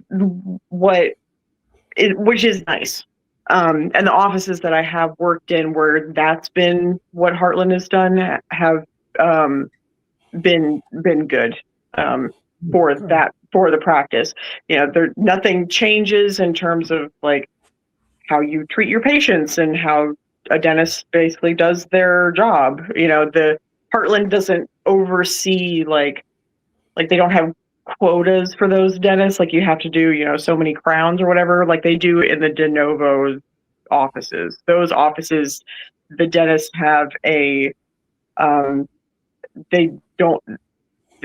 take a lot of their control over production. But with hold on to that thought, or I'll keep talking. I'm going to take a quick break, but you keep talking. I'm still listening, though. Okay. You can play the intermission if you want, or not. Yeah, quotas are a nightmare, and that's actually why those, like, every de novo Heartland office that I've worked in has not turned out so great for me, because a lot of what they do is unethical, and I have a rigid sense of personal and professional ethics that I do not deviate from, and it has gotten me fired many, many times, and I'm okay with that because I sleep real good at night. So, you know, it's just money. You can always make more. Yep. Yeah. Yeah. Like I've always been interested in the ethics of healthcare, because with the business sense of it and having to make money, it always calls that into question. Like I'm dealing with my mom right now. Like, Mhm. how do we get her long-term rehab and all this stuff? And it's like they got to play this shell game of where she's at. Mhm. You know, like she's reached the end of her hospital stay stuff. So now we're going to switch her into the nursing home rehab situation so Yeah. we can continue to get financing to pay for the stay.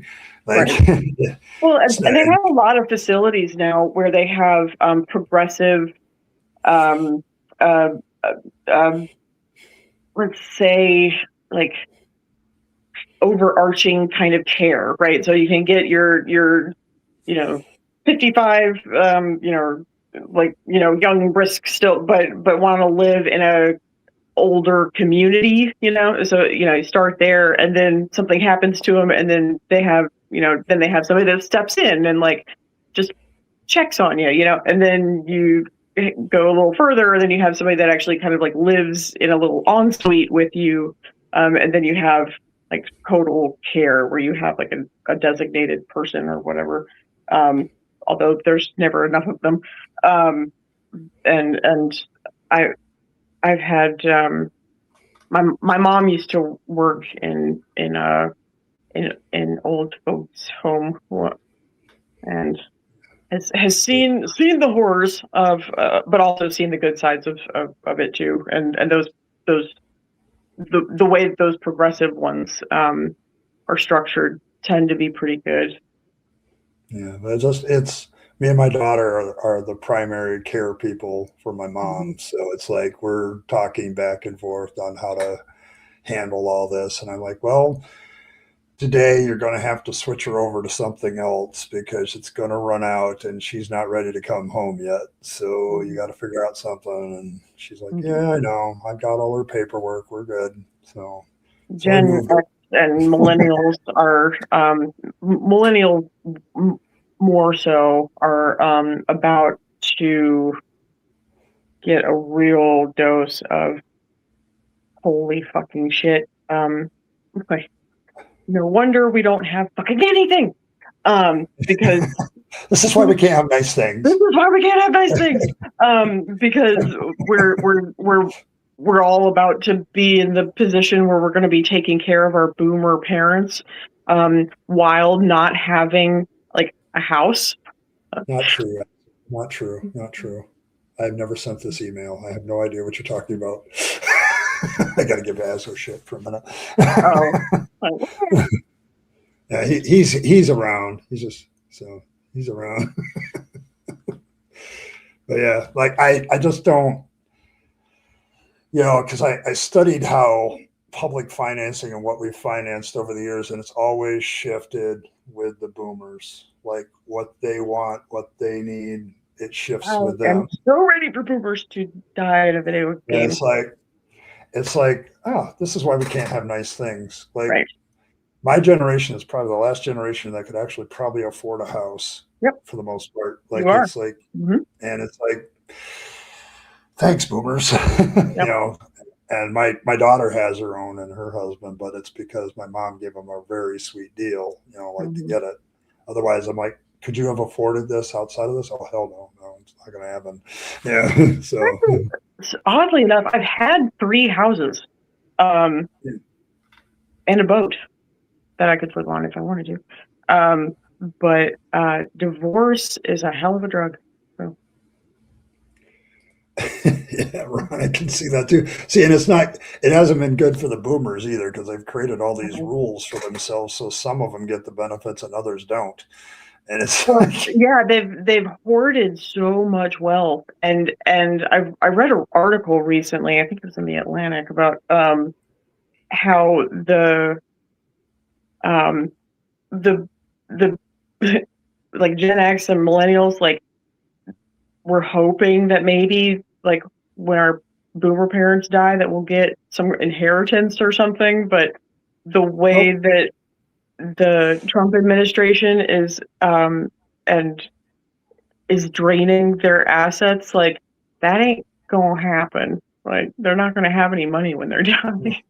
yeah, like they're a lot of them are experiencing financial difficulties because of their Yeah, investments. they're having to go back to Right. work as like 80-year-olds. Like, that's insane. Those poor little fuckers. They're, like at Walmart, being a little greeter, coming with a little Oh, I sticker. know. Get the fuck away from I me. know. I was surprised when I went, because I am around during the day shift for like an hour, and I'm noticing a lot of gray hair. Like Mhm. it's My parents greeters. purposefully told me and my brothers, like, do not expect an inheritance because we worked our asses off and we're going to spend our money the way we want to spend our money. And so, just in my head, and I know that they've done that purposefully so that I did this, because I know that was probably a lie because they made a fuck ton of money. And they're really, like, financially literate. My parents are extraordinarily financially literate, but I mean, millennials are the first generation to do worse than their parents, and I am living proof of that. Yeah, so it's been interesting. Like it's like I remember, probably 2 decades ago, they were all talking about how the pyramid was squaring for Social Security, and so what did they do? They changed. They changed. 2036 is that's the end date? Yeah. But they were like talking about, so they kept changing the rules and kept backing off the retirement age, and all of it was I was designed. talking about raising the retirement age again. Like, Yeah. And I'm like, yeah, see, you guys keep talking about yourself. And the rest of us are, sooner or later, enough of you are going to die where you're going to be outnumbered. And then that's going to be a bad day for you. I will never have a retirement. Like, yeah, I'm not planning on. So I mean, I'm sure that, because you work for a bajillion-dollar corporation that doesn't, pay its workers enough to feed themselves, where they, primarily on food stamps. But I'm sure they offer some kind of 401k, right? Yeah, they do. I think the one good benefit is my health insurance is really cheap because Walmart is a big pool of money from the employees. So it's like it's got a huge international pool of money to deal with health claims. So that's pretty cheap. And I can't tell you, there's probably 50% of these old people that are working at Walmart. That's why they're working, is because the health insurance is cheap. Health insurance. And so it's like, at least until they can get Medicare. Yeah, Medicare and Medicaid, when they get that age, that's when most of them retire. Like, I got my health care taken care of, so I'm good. And so, but yeah, like we've had that complaint. Like they did a lot of base level pay raising during COVID, and they haven't done much since. Oh, I'm sure they haven't. It's like, oh, you were noisy for a little while, and we placated you, and now you're not noisy anymore. And you guys really need to get noisy. Yeah, but like, I've had this discussion with a manager once. I said, we're not very Sam Walton-y anymore, because Sam wanted to make sure that we made enough money that we would come back to the store and buy stuff. Like he wanted us to. He understood this basic concept. Ford was the same way. Yeah, but he was like, he understood a basic concept. If there's nobody making money, there's nobody to buy shit. Right. Like, it's like we got to have people making money in order to buy stuff. And I mean, that's when Ford raised the minimum wage and decreased the working hours and stuff. Like, people, the his cronies or whatever, like they thought he was crazy. They thought he was fucking nuts. But I mean, the logic is solid. Like, if you give your workers time to spend and money in which, to spend while they're spending time, because every time I walk out of my apartment, that's another $100 that just goes into the ether. Because I only ever leave my apartment to get food, It's true. Yes, it's true. But I mean, it costs money to do nothing. And if you don't pay your workers, like, how are they going to buy your product? How are you going to build brand loyalty if you don't let? And I actually think that was that's one of the things that Victoria's Secret does really well is we get tons and tons and tons of freebies. Like, we just have to do like a little, they call it VSU. It's a like, when a new product is coming out or whatever, there's a little interactive sort of thing that takes like 10 minutes, and you answer some questions, and and then you get like a free $50 bra. Like, okay, don't mind if I do. That's why I literally have, how many? 1, 2, 3, 4, 5. 1, 2, 3, 4, 5. 5 drawers full of bras. That's insane. Like, I don't know. For us, the benefits are okay, but if Sam was still alive, we'd probably be making $5 more an hour and have tons more benefits, because he'd want us to come back and spend it at the store. Like, and not have it be a burden to the point that we can't live our life. Like, he understood company morale probably better than any other person who started a company I've ever heard of. Like, he wanted his employees happy. And there was never a talk of union while he was alive, ever. Like, you didn't need one. You didn't need one. Yeah. And it's like, because he was taking care of his people, and he died, and that started to change. It started to change. And so it's like, well, they're kind of getting back to that, but it's like you have to drag them every time. Like, getting employee bonuses back was a drag. Like, we had to drag it out of them.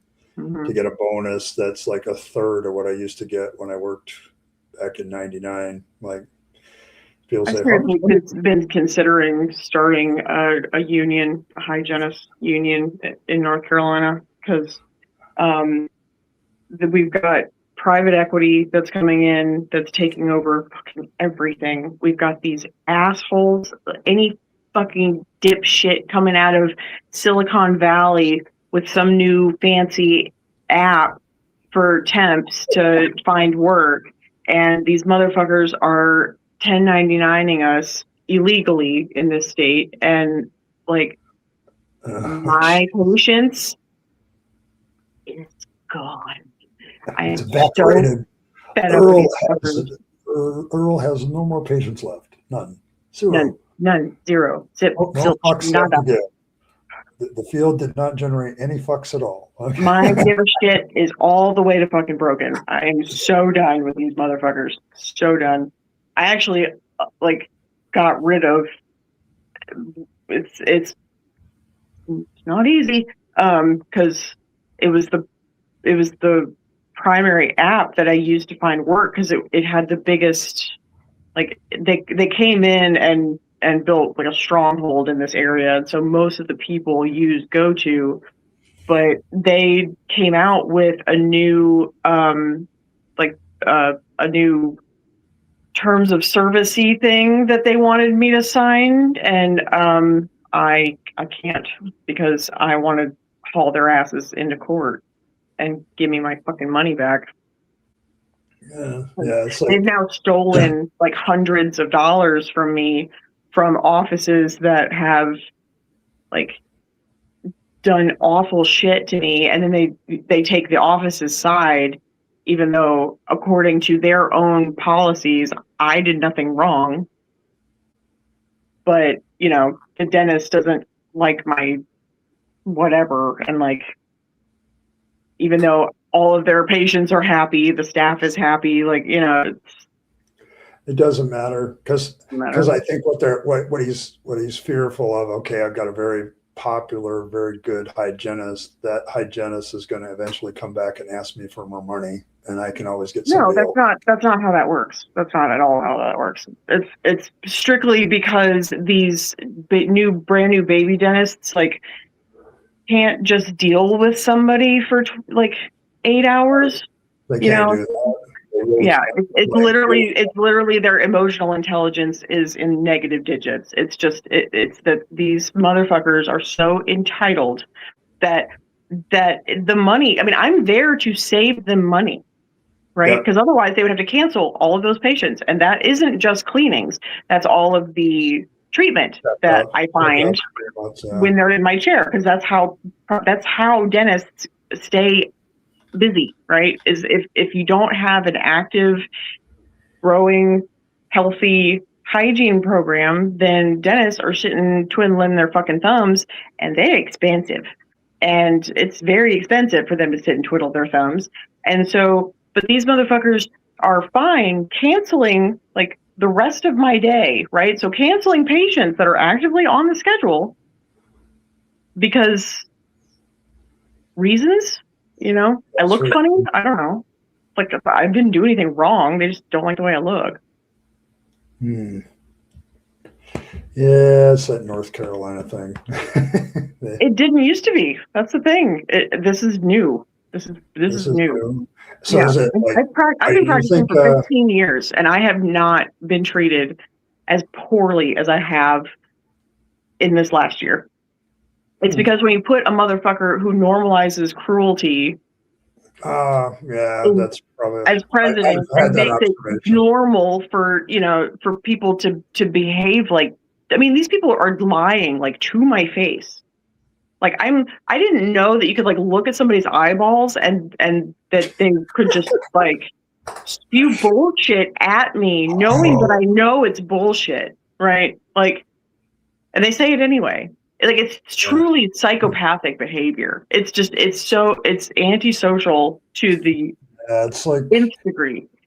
They're fine with that. I've been lied to so many times, like straight to my face. It's the weirdest thing.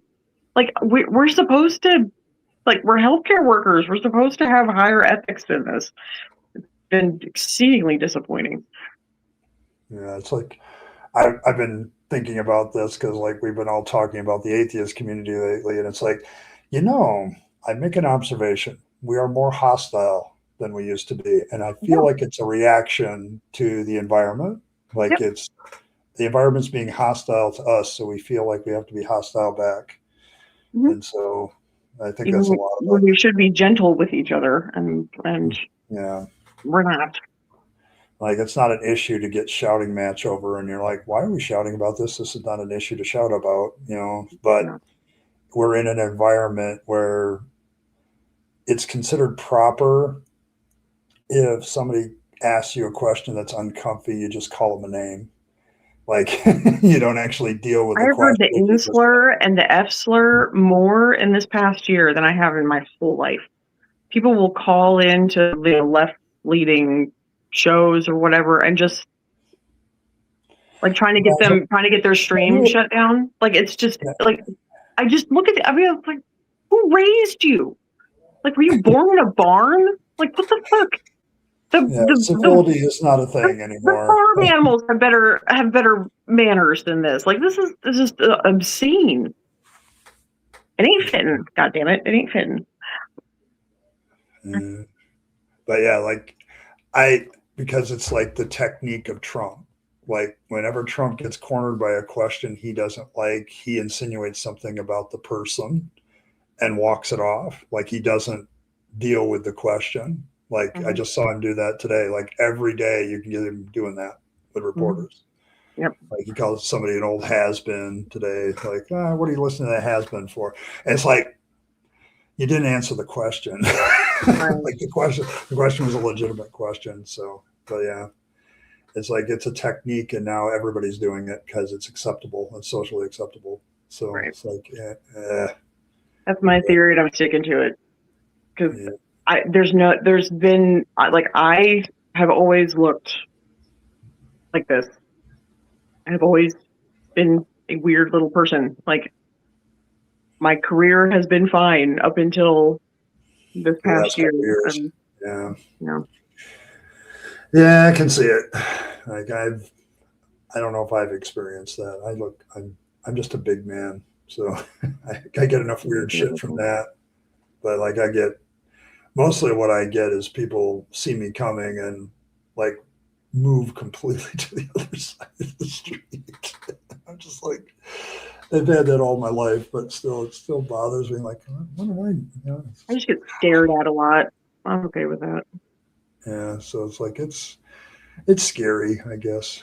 Somebody that's a lot taller than you is scary, I guess.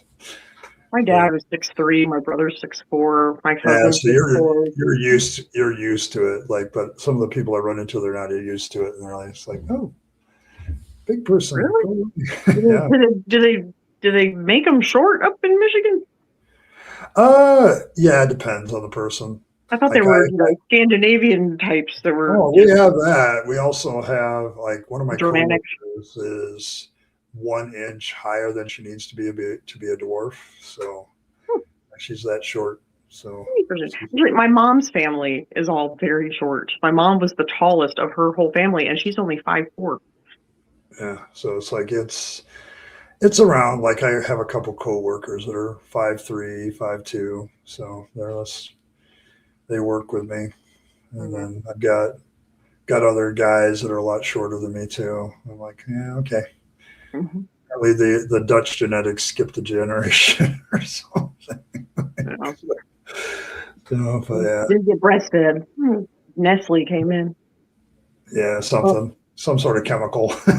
Right, no doubt. Jesus. Well, I am hungry. I need to eat. Yeah, me too.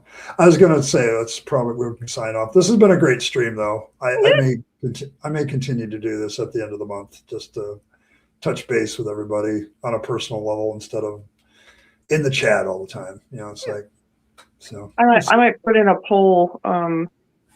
See if anybody would like an art tour. They were talking about the art they could see in the background. This is just. Yeah. Earl, you don't need a poll for that. Nothing. But I think that'd be cool. You don't need a poll for that. Just do a video tour of your art. Like I think that would be cool. Talk about it. I got really cool art. Really cool art. It's doing fancy fungi in my apartment is like it's a good time. Put on some tunes, watch the walls wiggle. It's great. All right.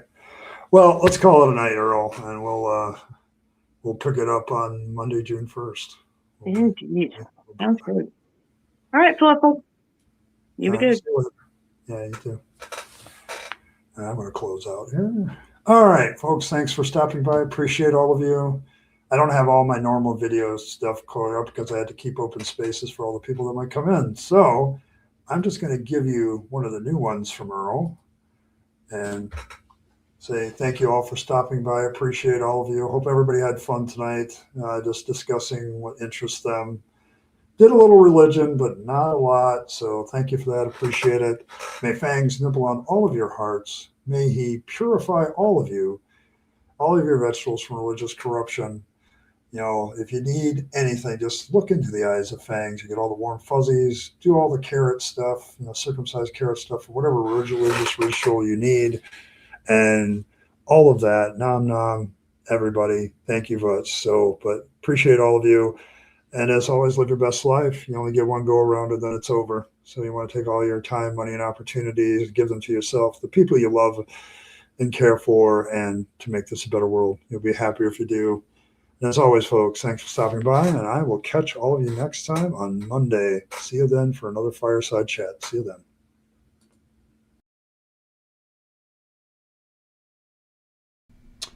Hey, thanks for sticking around to the end to find out how you can support the channel better. Of course, there's always the normal notions of just hitting that like button, subscribe to the channel, hit your notification bell, and share the video with your friends and family that you think would be interested. That's always very appreciated. If you want to support the channel in a more tangible way, there's several options. You can super chat or super thanks in the comments or during a stream. Those are always very welcome. But you also can become a member of the channel. Members have certain perks like getting the videos early, things like that. They also have some good custom emojis during chat. So all of these things are good benefits to members, but they also support this channel and its work to continue to normalize atheism and deconversion, for which I'm very appreciative. It keeps me going, and it keeps me as a content creator being able to do more and more as a content creator. So if you choose those methods of support, thank you very much. And I appreciate you once again for staying to the end and listening to other ways that you can support the channel. Appreciate it. Thanks, and I'll catch you next time.